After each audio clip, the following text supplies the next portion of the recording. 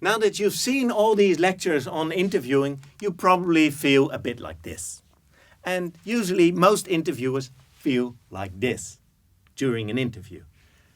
And that's not so weird, because while interviewing, you're thinking about, oh, I have to create this warm interviewing style. How do I do this? Okay, I have to chat about small talk stuff, or I have to listen really carefully. What does the interviewee say? And I really have to listen.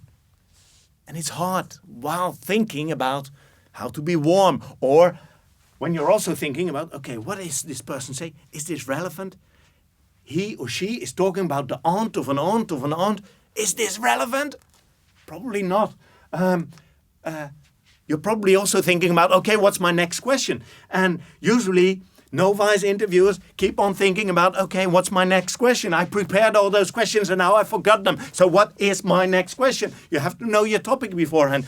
Or do I need to probe? What kind of probing technique do I need to use? Do I need to use a hum, or do I need to use some active silence, or do I need to use a request for a specification or elaboration, or do I need to give a summary? Why now? Maybe later. Or, oh gosh, what did the interviewee say? Am I still warm enough? Am I a naive outsider? Or should I use a directive or indirective, non-directive probe? What kind of probes should I use? And what kind of probing tactic should I use? Probably I should use a challenging probing tactic. But no, he said it didn't matter. So I could also use an encouraging tactic. No, I could also use an accommodating tactic. When you're doing this during your interview, you feel panic. You feel total panic. And that's not what you need during an interview. And all you think is, help!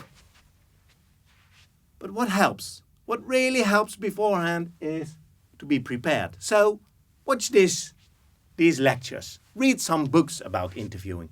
Read some interviews done by others. Watch some interviews on television.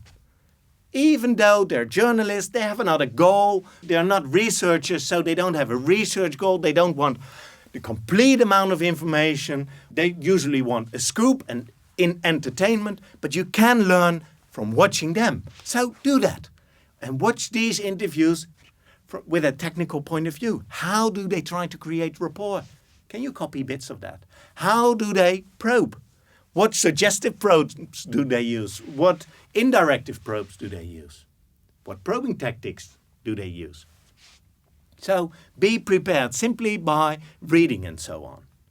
The second trick of the trade is know your topic. And that's very often underestimated. If you are going to do an interview, you really, really, really have to know what you want to know. If you really know what you want to know, you have to think less about that during the interview. So be prepared also on your topic. And the third bit, you can't be prepared on it, because you can't learn to interview just from watching a few lectures or reading books on interviewing. You can't learn to swim by reading books on how to swim. So you have to practice a lot.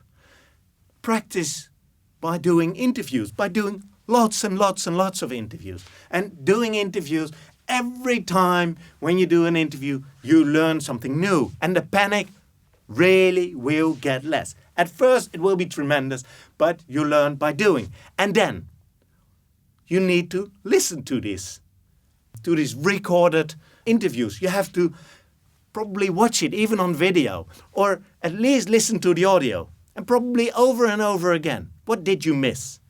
Because very often you miss important clues. You miss important traits in what people tell you.